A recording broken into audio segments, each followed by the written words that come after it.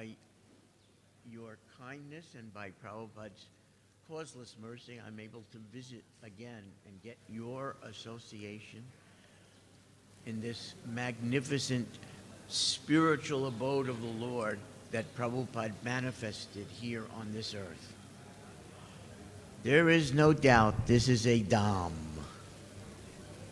This is a sacred abode of the Supreme Lord. Hare Krishna.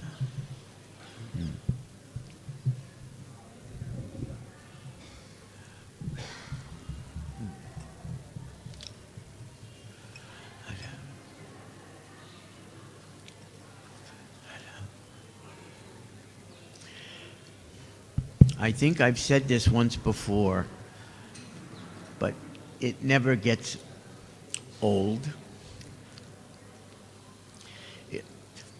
Recently in Sridham Mayapur, the Bhagavatam classes have been on the exile of Vidura from the palace of the Kauravas, his wanderings to different places of pilgrimage until finally he came to that place where he met Uddhava. And Vidura started asking many questions because he had heard in his travels that the battle of Kurukshetra had been performed, and after that Yudhisthira Maharaj was emperor of the kingdom, and after that it was time for the Lord to wind up his pastimes. And first, by his mystical potencies, he caused his pure devotees in the Yadu dynasty to somehow become intoxicated and start fighting with each other so that they all left their bodies. And then somehow Krishna played a trick on all the atheists, and he left the world, but he left behind what appeared to be a Krishna body.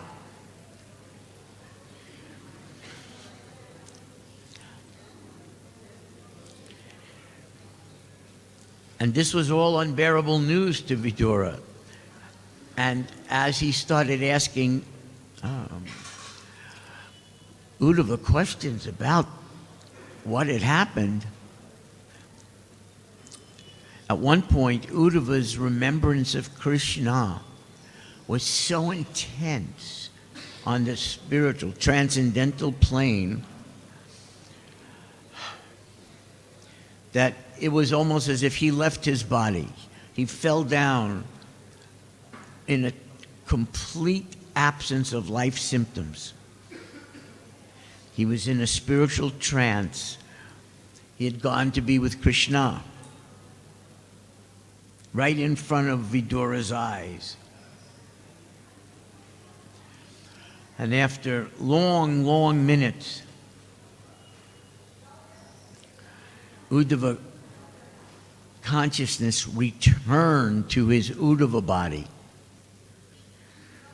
And then he was able to compose himself and again speak about Lord Krishna. So I tell this story because not just that we've been having these classes on this in Mayapur, but because it reminded me when I first read this of our Srila Prabhupada.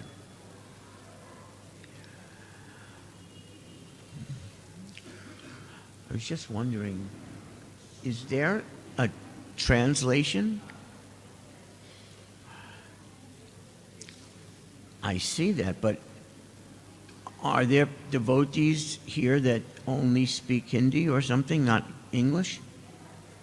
How would they hear?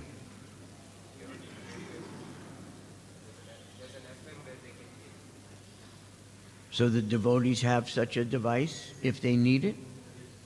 Oh, thank you. Thank you. So our Srila Prabhupada manifested what I just described, Uddhava manifesting. A difference from our physical perceptions. Prabhupada did not leave his Vyasa-san and appear to have no life symptoms. But it was clear that Srila Prabhupada was no longer contained in his physical form while sitting on the Vyasa-san.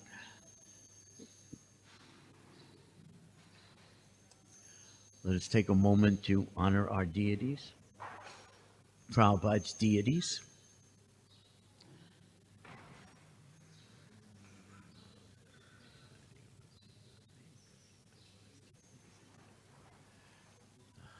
Hare Krishna. You know, every inch of how this temple looks, from the fluted columns, the height, the decorative features, the doors, the altars, every detail of how this amazing temple looks was designed directly by Prabhupada or under his watchful eye. There's nothing here that Prabhupada's desire did not touch. So when we are here in this temple, we are associating with Srila Prabhupada at every moment. This is all a manifestation of Prabhupada's desires. And he oversaw the entire design of this temple. So just a nice thing to note. When you see, you look up, you go, the doors are open, you look up, everything is Prabhupada. It's an extension or expansion of Prabhupada's energy, in a sense. So anyway, when Srila Prabhupada would chant in the morning while seated on his Vyasa Asana, the Jaya Radha Madhava Kunja Bihari Gopi Jana Balava Giri. As he's chanting each and every word, he is there in Goloka Vrindavan. And occasionally, because his role of guru required, he would resume his consciousness through the Prabhupada form that we were seeing, and he would open his transcendental eyes to look at all the devotees chanting. And then when he saw that, again he would close his eyes and go visit Krishna. And the gopis, and the cowherd boys, and Mother Jasoda, and the Jamuna. This happened every day in front of our eyes. And some could realize, just by watching Prabhupada, that they were seeing this display of a pure devotee whose consciousness can penetrate through the coverings of the universe, through the Brahmajyoti, past all the Vaikuntha worlds, right into Goloka and be with Krishna at that exact moment. So that's how Prabhupada chanted Jai Radha Madhava. And perhaps one day, in this life or in a future life, we might understand and be able to get a glimpse and even chant in that way ourselves.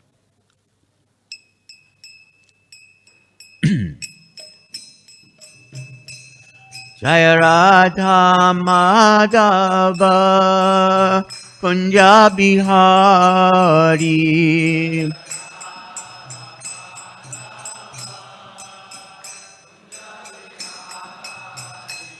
Jai Radha Madhava Kunja Bihari.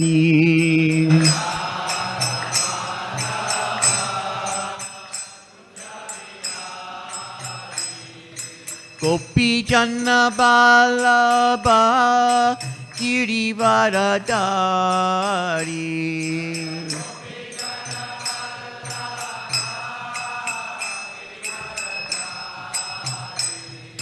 Gopi Janna Vallabha Girivaradari.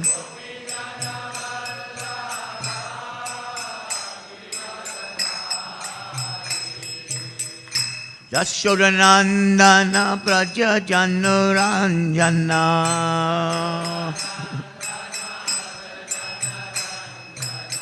Yashodanandana Praja Janaranjana.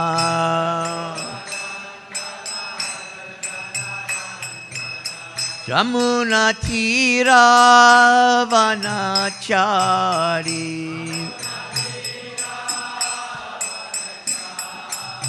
Jamuna Tira Vanachari.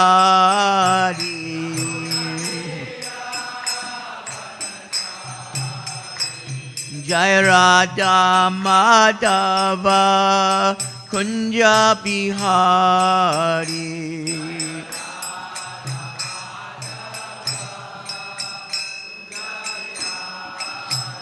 Jai Radha Madhava Kunja Bihari.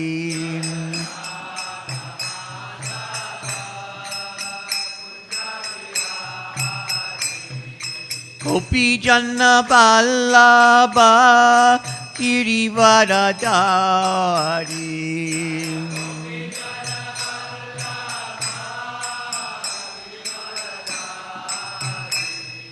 Gopi Janna Vallabha Girivaradari.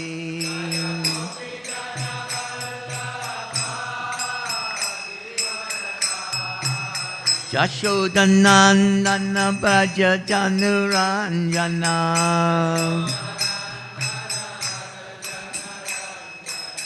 Yashodanandana Braja Janaranjana.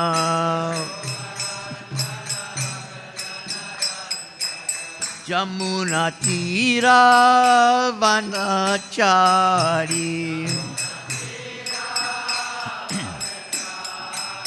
Jamuna Tira Vanachari.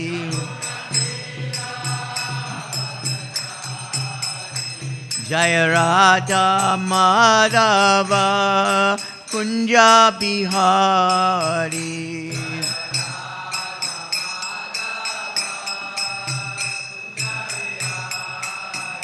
Jaya Radha Madhava Kunja Bihari.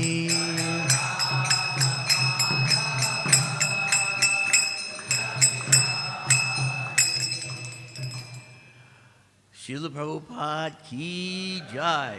Jayam Vishnupad Paramahansa Parabrajaka Satara Sata Srimad.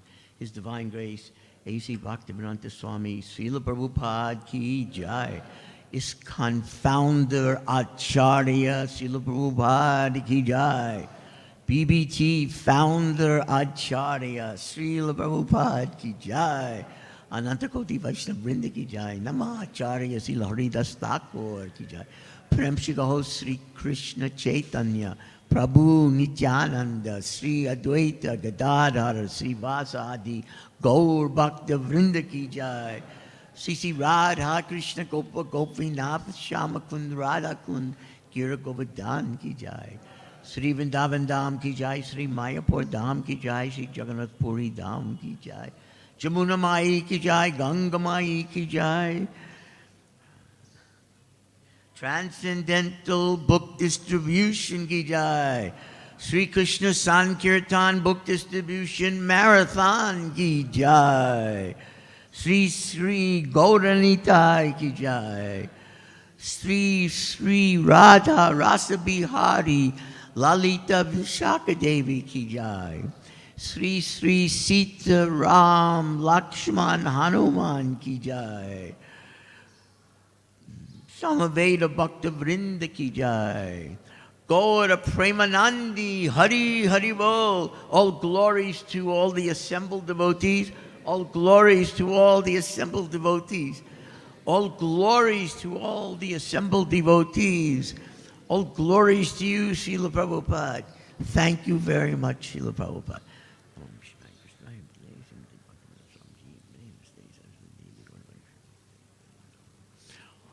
Om Ajnana Timirandasya Jnananjana Shalakaya Chakshus Unmilitanjena Tasmai Sri Gurave Namaha.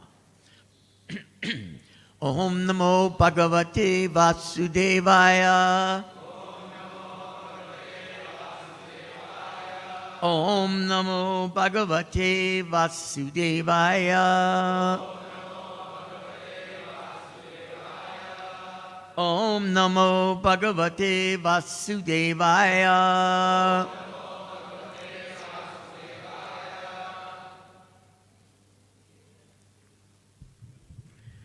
So this morning we are reading from the Srimad Bhagavatam.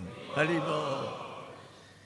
Srila Prabhupada left India with 3 volumes of the first canto, volume 1, first canto, volume 2, first canto, volume 3. He brought that to the Western world. Look what grew out of those 3 volumes.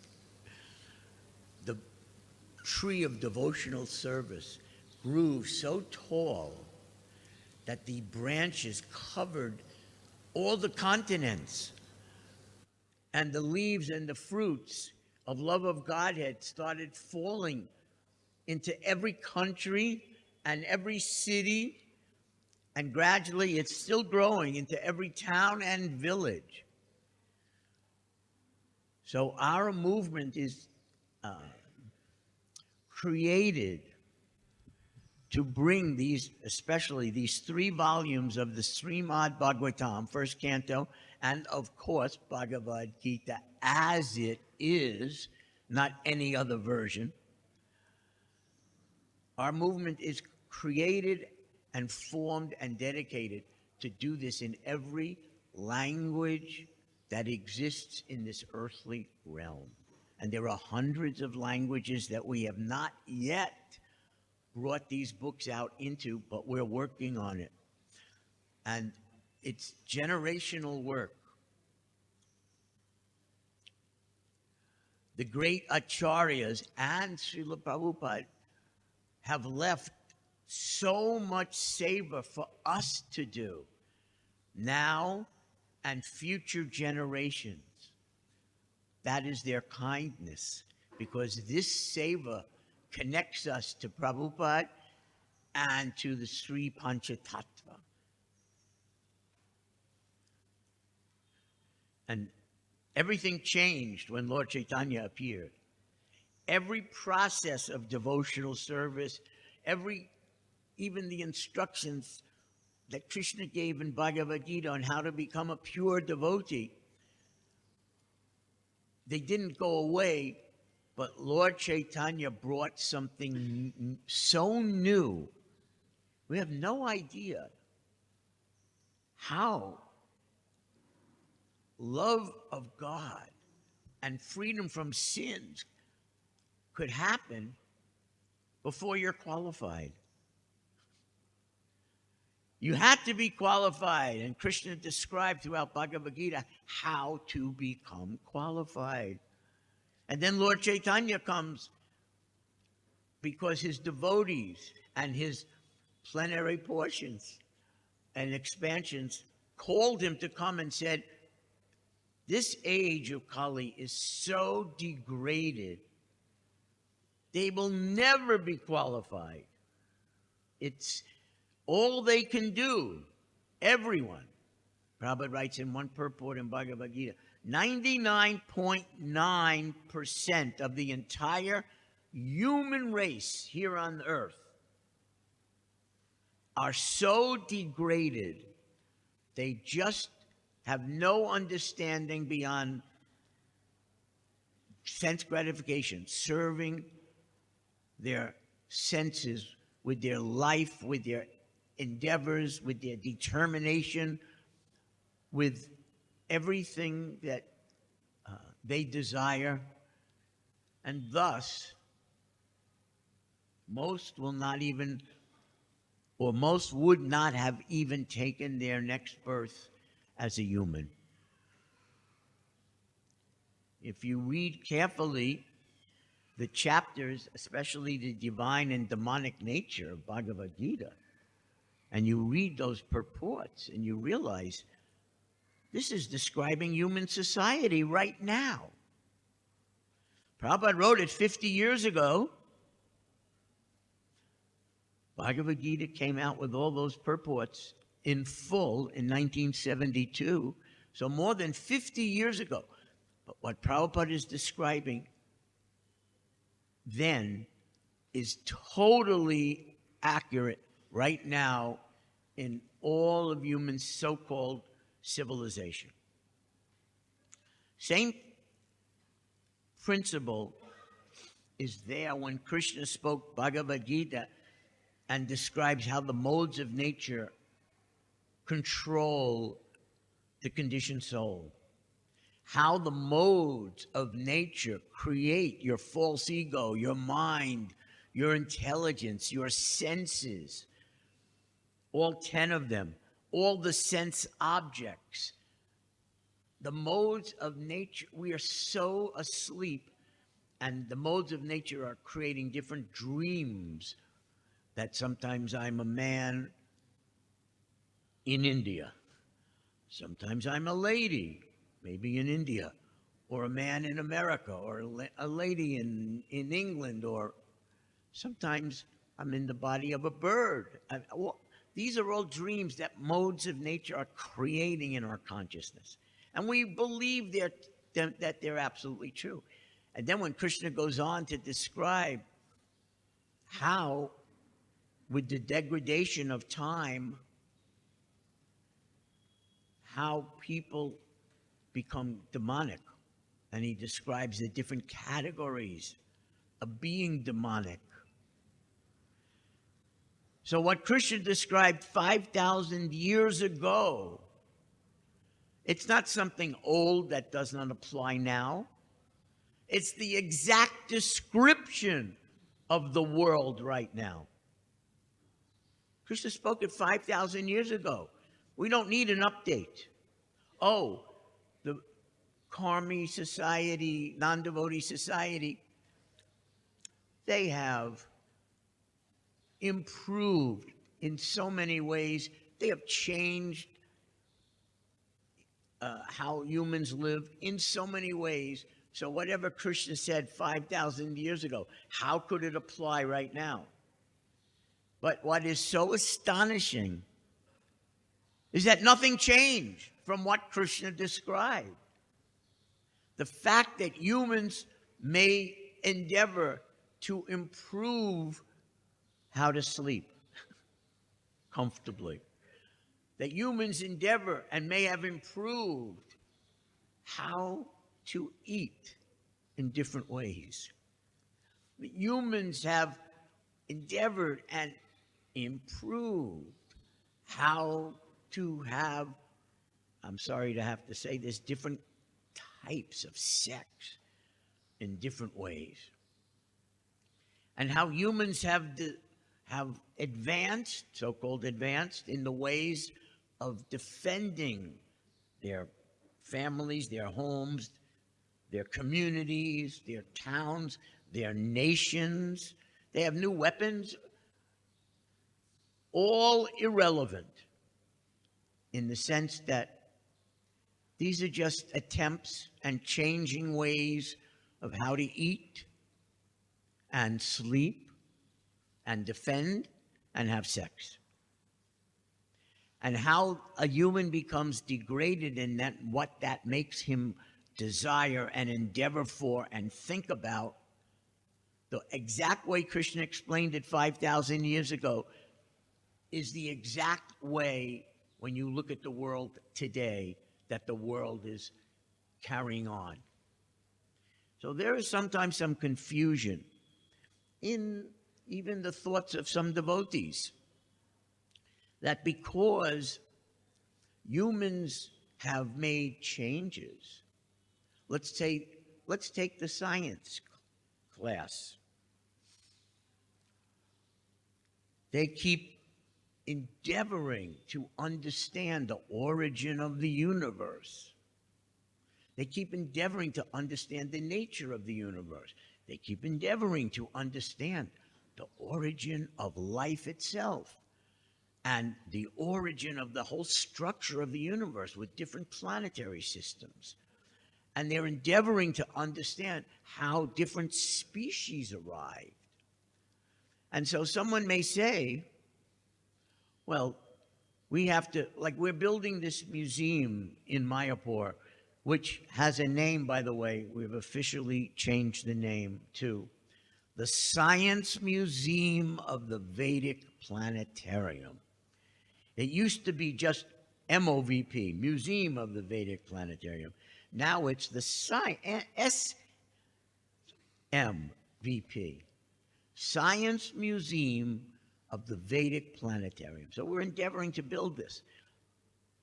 So in 50 years, the scientists will have all new theories because the ones they had 50 years ago, they're correcting.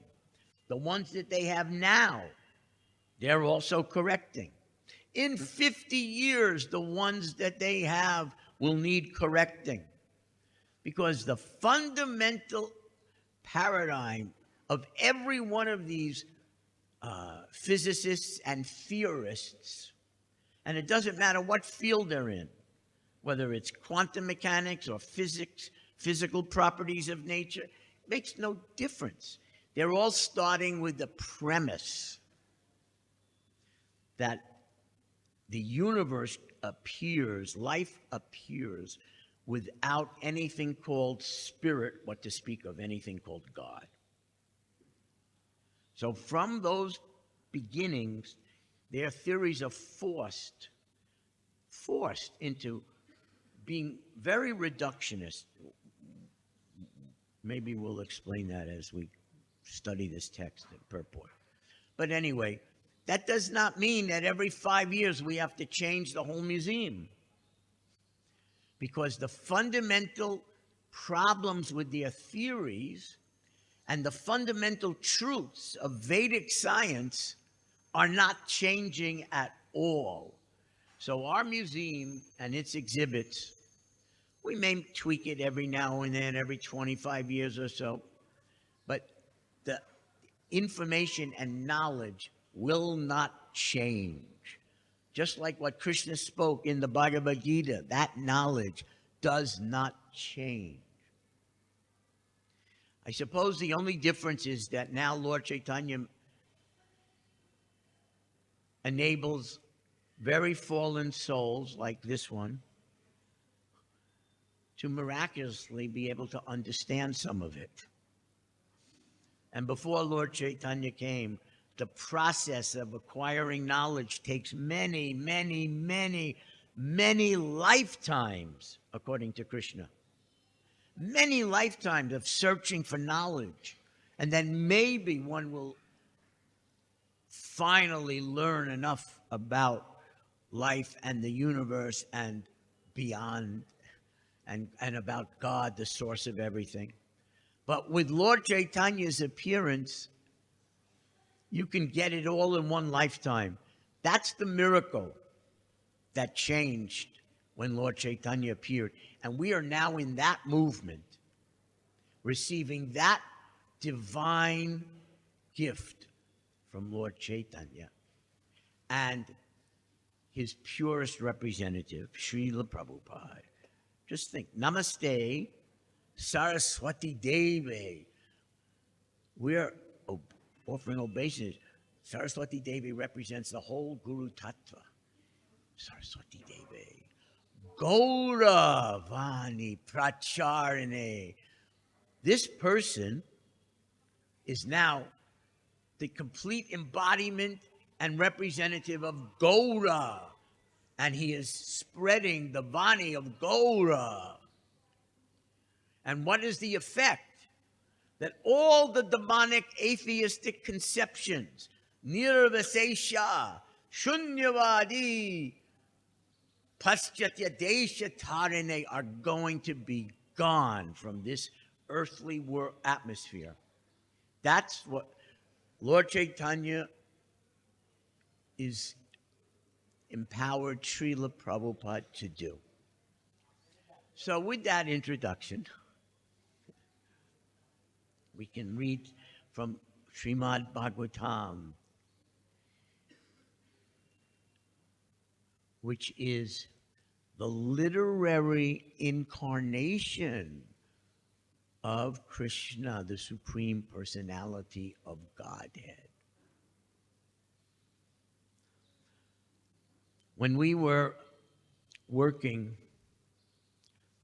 under Prabhupada's energy and empowerment and just trying to just make what he wants our life and soul, and we were producing his books, especially the Chaitanya Charitamrita and the 5th canto, all in 2 months. So we weren't sleeping, we were hardly eating, and our behavior was it wasn't the normal behavior. It was a marathon of no sleep. Maybe eating once a day or, anyway. So I asked Prabhupada, because it was so amazing to go from workstation to workstation and see what everyone is doing. I said, Prabhupada, what category of devotional service is all this? I really didn't know. And Prabhupada said, when you are working on my books, this is called deity worship. The books are deities. You're dressing them. You're arranging for them to appear in the world. That's what pujaris do. You are deity worshipers. And then once you send it off to the printer and the doors open and the books come flooding out, the category changes from producing the books to selling and distributing the books. And Prabhupada said, that is called Sravanam Kirtanam. So these are the categories of devotional service that our entire movement is founded around. So now we'll read from the literary incarnation of Krishna. And don't ever forget that when you give someone a book on Sankirtan, which is the yajna for this age that's going to change the atmosphere of the world from nirvasesha and shunyavadi to a godly atmosphere. Just as in Bhagavad-gita, Krishna says, the demonic go into a womb and a demon body is formed around them inside the womb. It's not like they come out and first become demons. That's not what Krishna says. Krishna says, no. They're already demons. They already have demonic mentality. So they are placed into the womb of a demon family, demon mother. And as soon as they enter the womb, a demon body is formed by the modes of nature while they're in the womb. And then Krishna went on to say, and so, life after life, I endlessly, continuously place them into the wombs of demons. Endlessly, without nityapada, there's no end. So Prabhupada wrote in his purport, 99.9% of everything that's alive, this is a description, placed in the womb of, with demonic mentality, demon body forms, and so on. So what happens if Sankirtan Yajna changes the atmosphere from the demon atmosphere that they've created? Nirvasesh Shunyavadi is the atmosphere we live under. It's in our culture. It's in our schools. It's in books and magazines. It's in all the media. Everywhere you look, it's in the billboards for sure. This is all godless, nirvase shunyavadi atmosphere result. These are the results. So what happens if you do Sankirtan Yajna, mass Sankirtan Yajnas? The atmosphere clears, is purified. It changes from a demonic atmosphere that we are born under into a godly atmosphere. And then, you have to understand, this is like Prabhupada telling us this with a vision of this 10,000 years of Lord Chaitanya's golden age. People taking birth in the godly atmosphere created by Sankirtan Yajna. The only yajna you can actually perform in this Kali Yuga is Sankirtan Yajna. So now you're sweeping away nirvase shunyavadi, godly atmosphere. Now soul goes into a womb and he gets a different type of body from the modes of nature under the influence of this godly atmosphere. Now that soul in the womb is getting a godly body, so that when he comes out, or she comes out, whatever, they have a natural inclination towards God instead of towards demonic activity. And Prabhupada said, how the world will become Krishna conscious one day, not by physical, violent revolution, like the history of the world for thousands of years. Anytime there's a change of a government and a new type or system of government, it was always done with great violence, or the result of violent revolutions, but not the Krishna consciousness revolution. We are all revolutionaries. We are all warriors in this revolutionary army, but we are not foreseeing a Krishna conscious government or a Krishna conscious world through violence. We have been told by Prabhupada that in this future godly atmosphere, the souls who take birth will be God inclined. And when they see atheists and fools and rascals as their leaders, they will demand a Krishna conscious leader. It will arise from the people who are being born generation after generation after generation of mass book distribution yajna. Prabhupada told me that personally. That's how the world will change, and that's how the Krishna consciousness movement will usher in a world government of Krishna conscious leaders, guided by Krishna conscious Brahmins and advisors. This is all what you're doing when you go on your book distribution marathons. This is what you are the pioneers of. Future generations will look back. It's an exact quote in my diary. Future generations will note this period of what you're doing in your marathons, how the world was changed by your mass book distribution. That's Prabhupada seeing the future, which he could. How is it possible that a individual, no matter how pure, how can they see the future? Because Prabhupada is associating with, at every moment, we can't even calculate how the length of a moment. It's longer than how I'm using the phrase. At every moment, Prabhupada is with Krishna, with Paramatma, the all-pervading cognizant, who, as Krishna declares in Bhagavad-gita, I know everything in the past that's happened.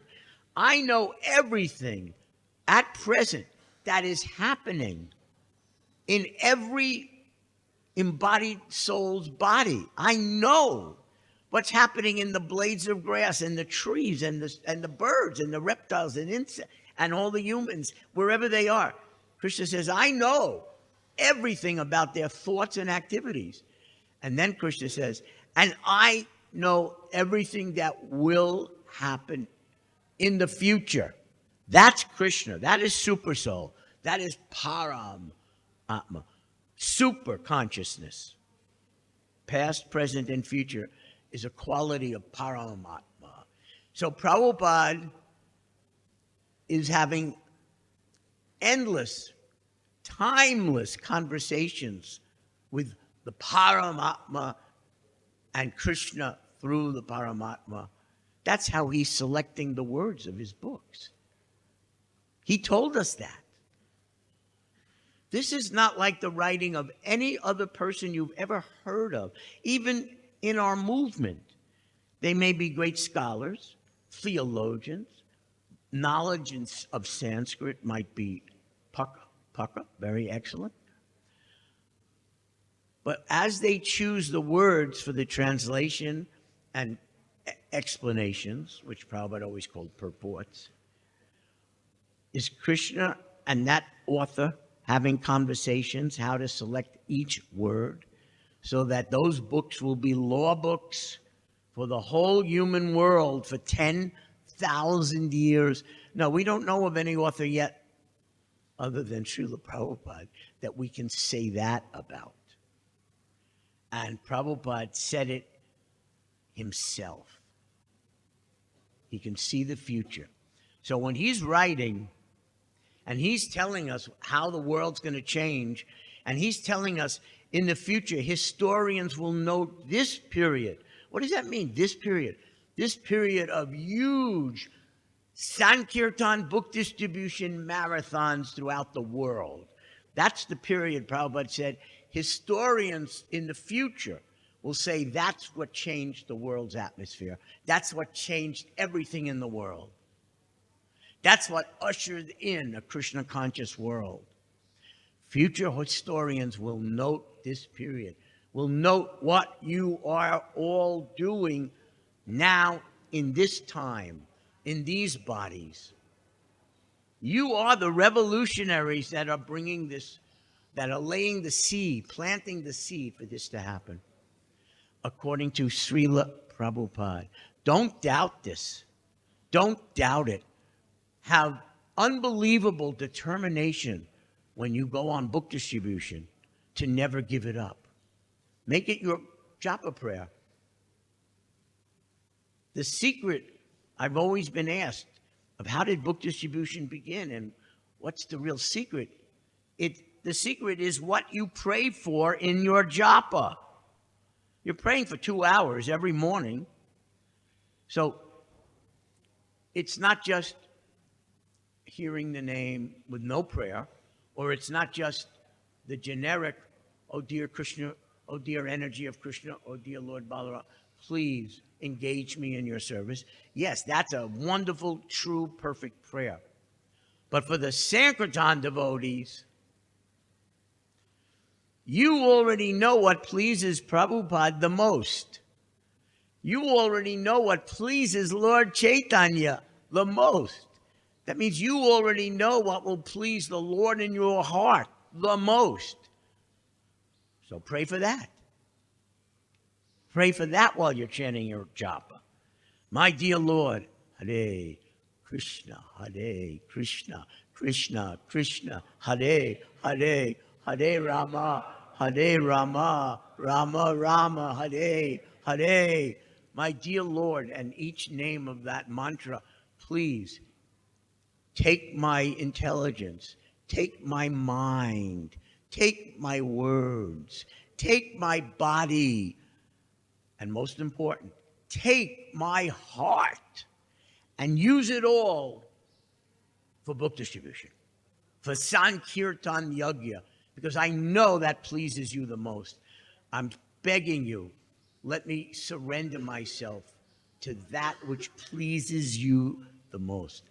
I promise, if you chant and pray for 2 hours every day, And you're not, Prabhupada wrote me once, do not divert your mind for even a moment from this. So you're chanting your rounds, you start thinking of anything else, bring it right back to that prayer for being a book distributor, being Prabhupada's instrument, being Lord Chaitanya's instrument, having no separate interest than Prabhupada's interest, having no separate interest than Lord Chaitanya's interest. Bring your mind back to that if it ever, during your japa, thinks of anything else or goes anywhere else. Do not divert your mind for even a moment from this. That's what Prabhupada wrote. That's the secret of how to be an empowered book distributor, how to have determination, how to have unflinching faith. And then what happens when you go out on Sankirtan? Well, we were talking about the book being a deity. So when you're on Sankirtan and the person walks away with the book or a set, sometimes in America they walk away with entire boxes of books. It's unbelievable if you see those photos.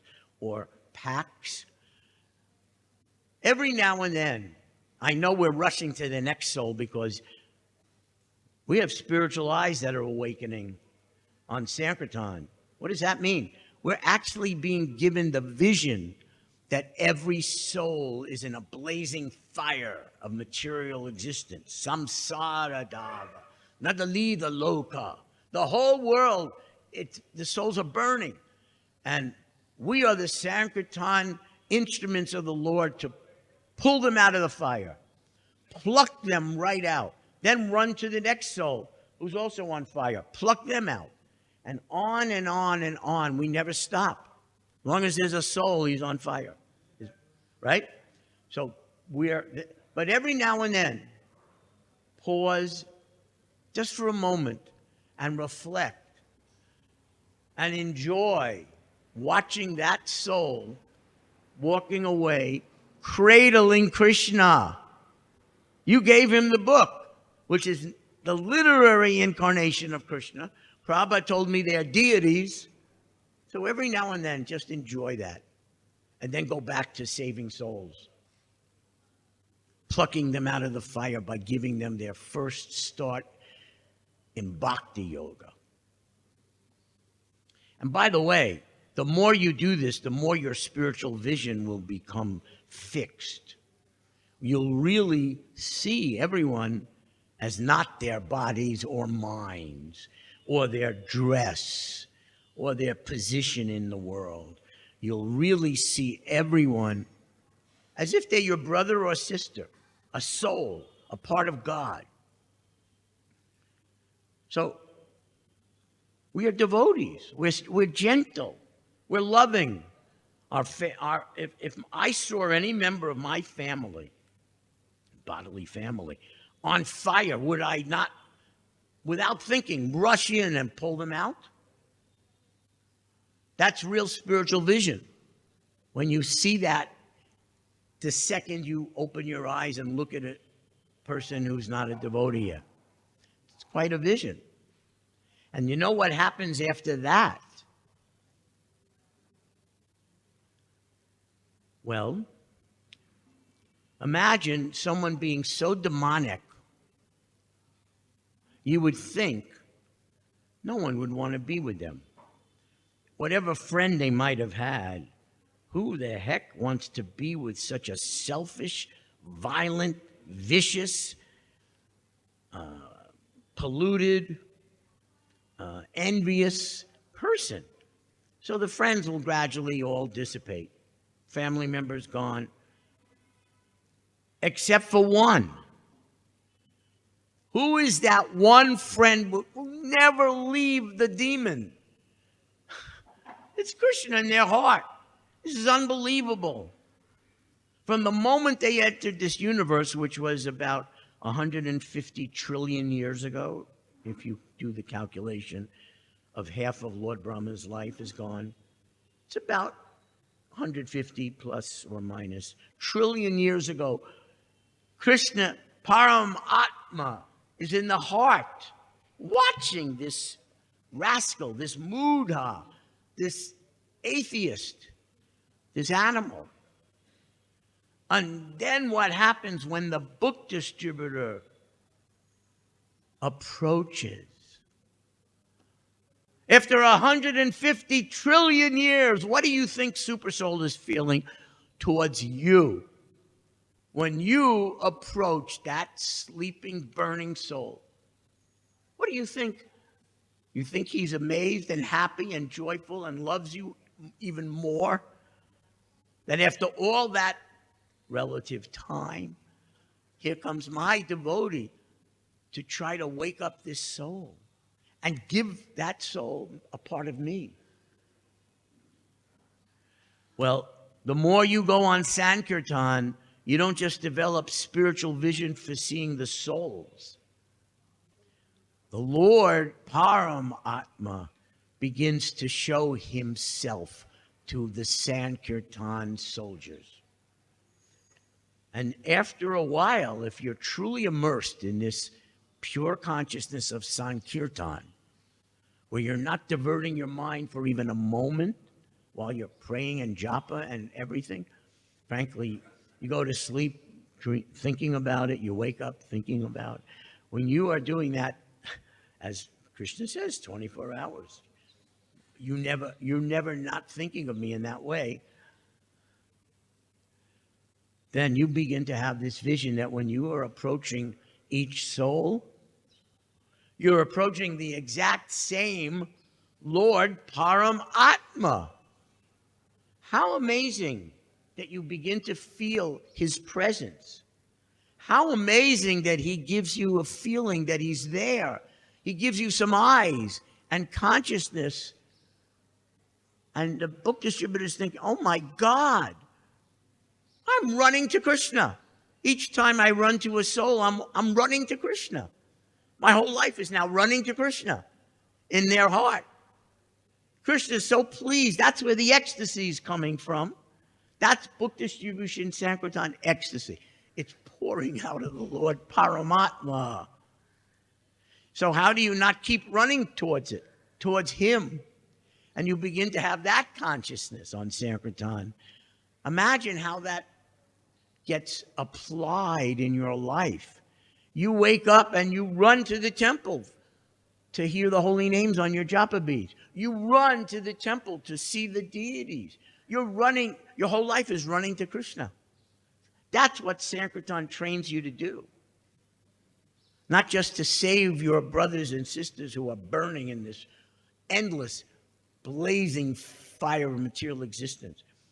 You know, later in the Bhagavad-gita, Krishna says, without the devotee's intervention, what is the position of a conditioned soul?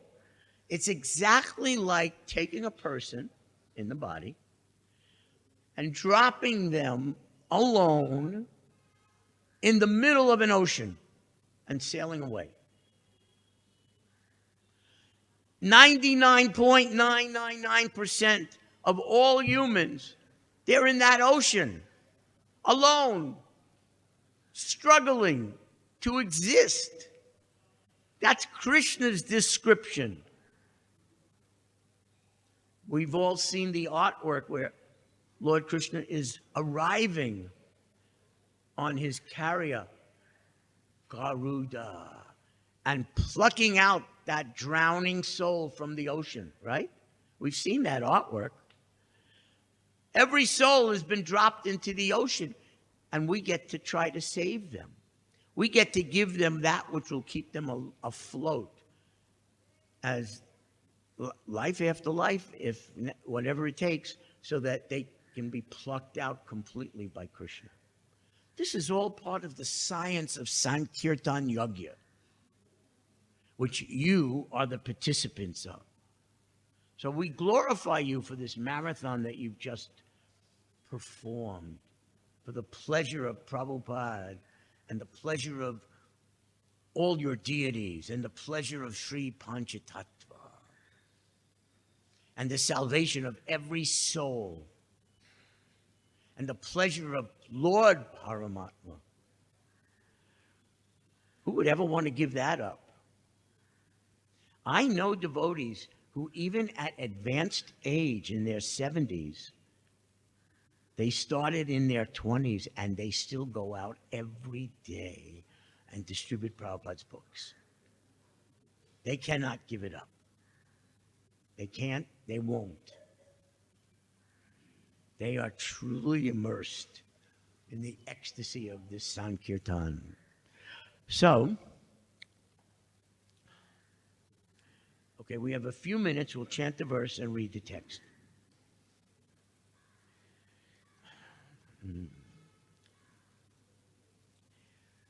Yanmaya mohita diya puttradara grihadishu unmajanti nimajanti prasakha vijinarnave. So the word meanings are yat, of whom, maya, by the illusory energy, mohita, bewildered, diya, their intelligence. What is Lord Shiva describing here? Everyone. Okay? Putra, with regard to children.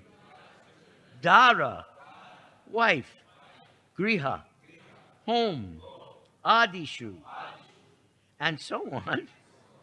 Unmajanti, they rise to the surface. Nimajanti, then they become submerged. Vashakta, fully entangled. Rijina, of misery. Each word is amazing, isn't it? Arnave, in the ocean. That's why learning and drinking in the meaning of each word and then reading the text again and the sloka again is such nectar. It's a source of great, real, not just wisdom, but realized knowledge. So translation, their intelligence, bewildered by your maya, fully attached to children, wife, home, and so on.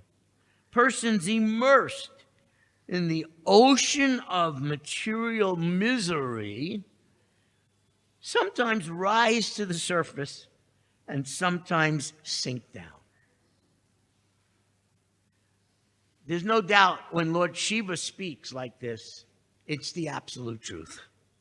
He's perfectly describing life for every soul in our universe. Purport by Srila Prabhupada. Srila Sridhar Swami explains that rising in the ocean of misery indicates elevation to higher species, such as demigods, and that being submerged refers to degradation to lower species, even to immobile forms of life, such as trees. As stated in the Vayu Purana, Viparyasyas Chabhavati Brahmatva Stavarat Vayao. Quote, the living being rotates. That's such a great word. The living being, the soul, rotates. Confirmed, it's a great word. Between the position of Brahma and that of an unmoving creature, end quote. The last part of the purport. Srila Jiva Goswami points out that Shiva, having glorified the Lord, now pursues his original intention. I didn't get that from the verse, but securing the Lord's grace for Banashura. Thus, in this and in the following 4 verses, where it does become clear that that's one of his intentions, Lord Shiva instructs Bana on his actual position in relation to the Lord. Shiva's appeal to the Lord for compassion toward Bana appears in text 45. So 41 through 45, we get to learn, okay, Bana's been punished. He had 1,000 arms. Now he's down to 4. That must be very painful physically. It must be very painful from the lens of the false ego and the bodily concept lens. He is so humbled by this. His entire army has been completely obliterated. Lord Shiva's army has been completely obliterated. And now, with that being humbled beyond anything he could have imagined,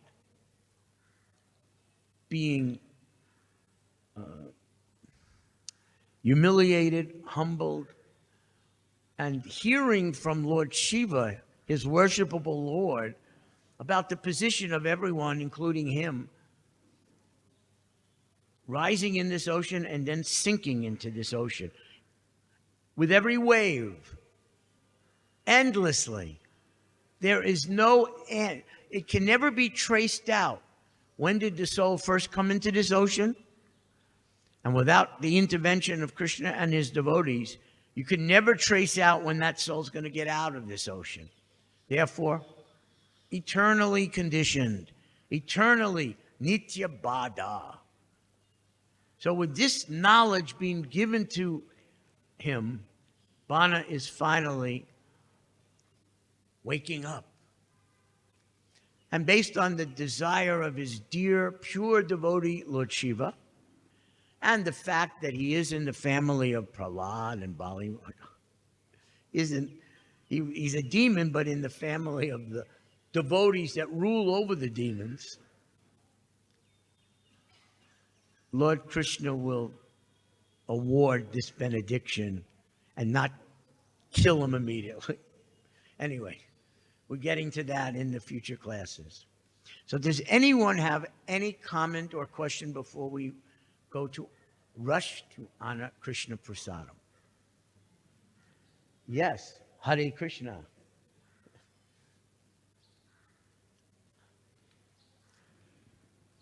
Hare Krishna. Thank you, Prabhu. Hare Krishna back. Thank you very much. Once one of the disciples, Prabhupada's disciples' brother, he got converted to Christianity. What, Prabhupada's disciple was talking to Christian or becoming Christian? He got converted to Christianity. He got attached to Christianity. Yeah. And then he came to visit Srila Prabhupada. And then he was arguing with Prabhupada about Christianity and all. Then they say that once somebody goes to hell, he is there forever. Yes, that is what they say. Yeah. At the same time... So the God of love, which is what Jesus taught, at the same... that God will send you to hell forever and you're his child. So... Very nice father.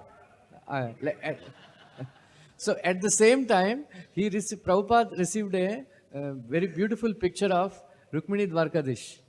Then he opened it, then said he was admiring the beauty of Rukmini Dwarkadish. Then he commented, "Thank God, my Lord is not so cruel."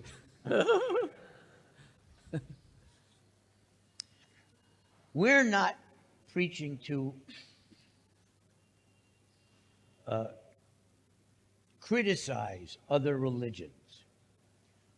The devotee's eye and consciousness is to appreciate, no matter what their religion, if they're calling out to God, that is the beginning of human life. Atato Brahma Jigyasa. That is the purpose of human life. So let them, in any religion, call out to God, approach God, and we will give them fuller knowledge of that God. Because when you talk to a Christian or a Jew or a Muslim, if they are sincere, and you tell them, would you agree that nothing is impossible for God?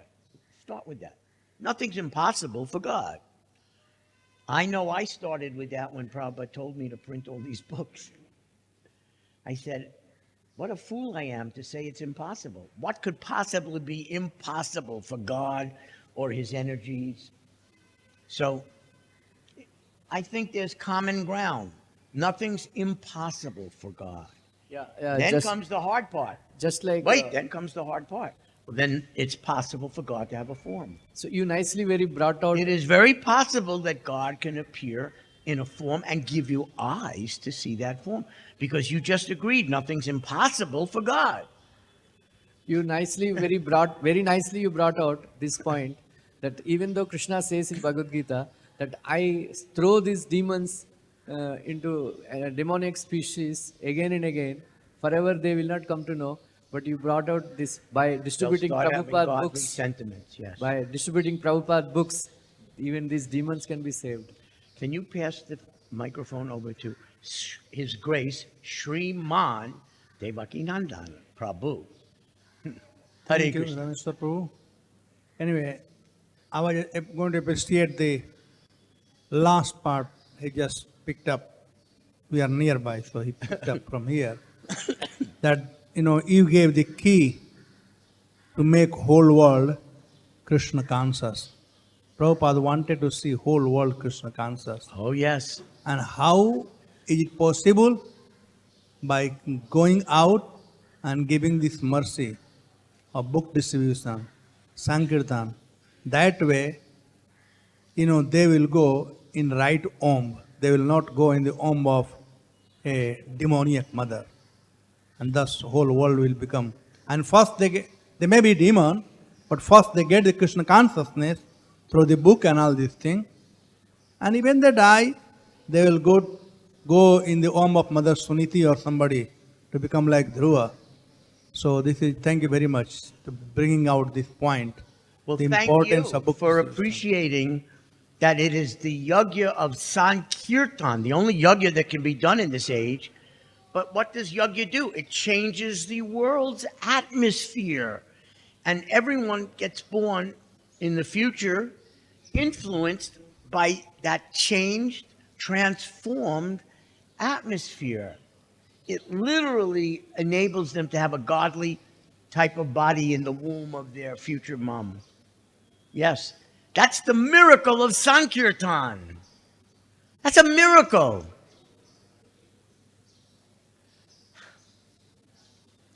And Prabhupada's engaged us as his warriors in that miraculous process to save the whole world and every part of it. Hare Krishna. Thank you. Hare Krishna. Well, time for one more. Hare Krishna. Hare Krishna back.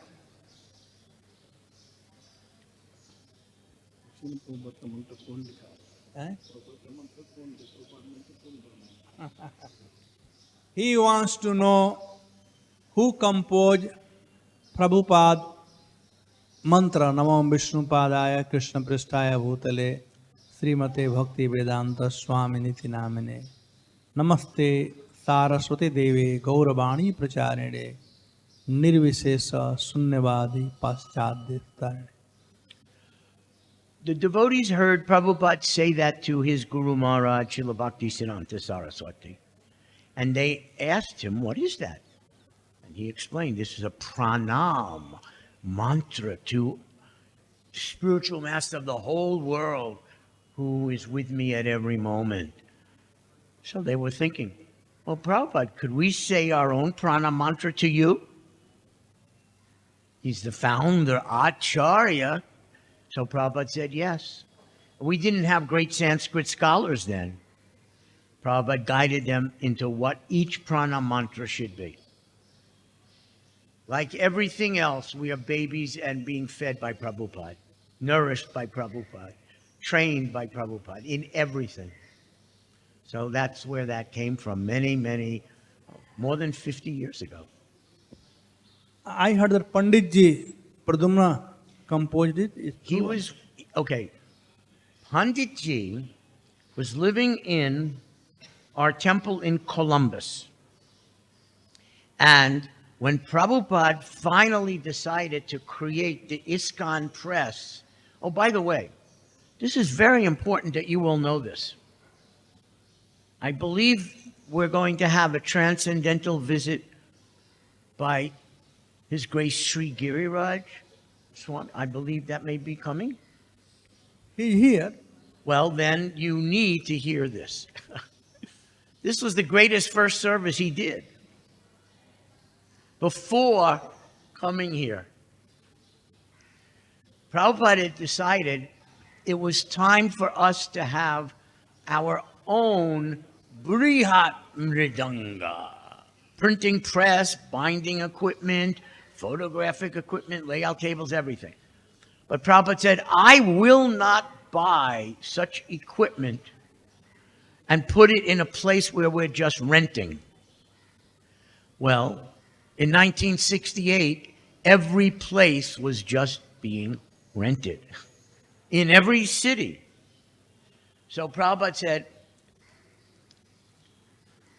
if any one of you, and he was talking to Tamal in Los Angeles and Jayananda in San Francisco and Govindadasi and Gorson in Hawaii and Hansaduda in Montreal and Brahmananda and Gargamuni in New York and Satsarup and Giriraj up in Boston. And there was one other sannyasi who was in the Southwest. I always apologize that I didn't remember his name. And of course, Kirtananda and Hayagriva, they had acquired the land for New Vrindavan, but not a building. So Prabhupada announced to all of them, whoever can buy, this is the first marathon in the history of ISKCON, whoever can buy our first building as a temple, I will establish our ISKCON press there. And if that's not enough incentive, I will go there personally to oversee the press and to translate from there. So there was a big frenzy between 1968 and the middle of 1969,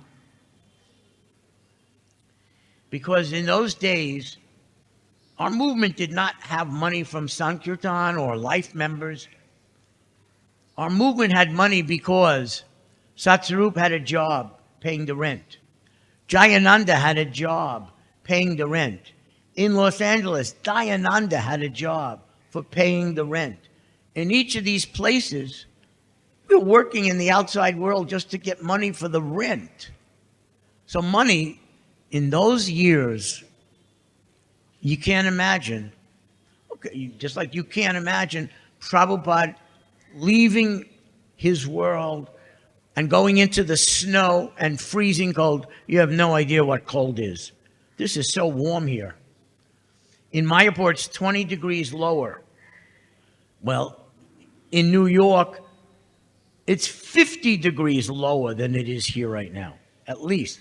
And Prabhupada goes there with 40 rupees? 40 rupees is nothing, practically, even in 1966. It's not enough to buy very much, going into a freezing climate. Anyway, so this marathon was not an easy marathon to raise money to buy a house, a building. But finally, our Giriraj got a gift from his father. They had located a building in Boston, which used to be like a funeral home. Small building, different floors. And to buy it, they would either take out a new loan mortgage, they call it, or inherit the existing one, but they needed a down payment. So from 40 rupees to go to 10,000 US dollars, that would seem impossible, except Giriraj influenced his father to give $10,000, buy the building, and win the marathon. Rio! So when he comes into the temple, you can all be thanking him in your minds that that's what started ISKCON Press in buying that building with Satsarup. And Prabhupada said, this ISKCON Press This is the heart of our whole movement. Because they asked Prabhupada, you're giving everybody a name, New Hastinapur, New Vrindavan, New Jagannath Puri, New this, New that. Can you give us a name? And Prabhupada looked at all the press devotees that had just relocated up there. Pradyumna from Columbus with his wife, Arundhati, and artists from the West Coast, and different devotees that had been apprenticed out in New York to learn how to actually run a machine called the printing press, run a machine called the binding machine. Anyway, they said, give us a name. And Prabhupada said, you will be known as ISKCON Press. You are the heart, the beating heart of all of ISKCON. And then he looked at his few artists. It's the first time he's getting ready to have art in his books. And this art department, this will be the heart of ISKCON. This will be the heart of the press. So in that way, I always think of Giriraj when I see him with that beginning. Because my whole life has been the BBG, and there would not have been an ISKCON press at that time had he not been Giriraj. Thank you all. Still that story is still left behind. That Panditji story from Columbus. Well, Panditji was in Columbus, and Prabhupada brought him to Boston in '69 to start working on his books. But I believe that he was still studying. I was studying Sanskrit under Prabhupada's direction in Columbus Temple. But I believe that before he went there in '69, devotees had already begun to ask Prabhupada about, can we have a pranam mantra? So it's possible Pradyumna Panditji helped. Yeah, I heard he composed it. Prabhupada, as I rightly said, Prabhupada directed, but he composed it. Well, when someone says that, and this will be the last thing before prasadam, in May or the beginning of June of 1977, Prabhupada was composing his last will, his last instructions for everyone in ISKCON. And then Giriraj and I had taken the notes. We went into a back room and we typed it up. So who composed the last will? Rameshwar and Giriraj or Prabhupada? That's how I look at who composed, but who's the source. Thank you all. Jagat Guru Srila Prabhupada ki jai. Gaura Bhakta Vrinda ki jai. Vancha kalpa tarubhyas kripa sindhu evacha. Patitanan pavanebhyo vaishnavebhyo namo namaha. Thank you all for your wonderful determination and association. Hare Krishna. Hare Krishna.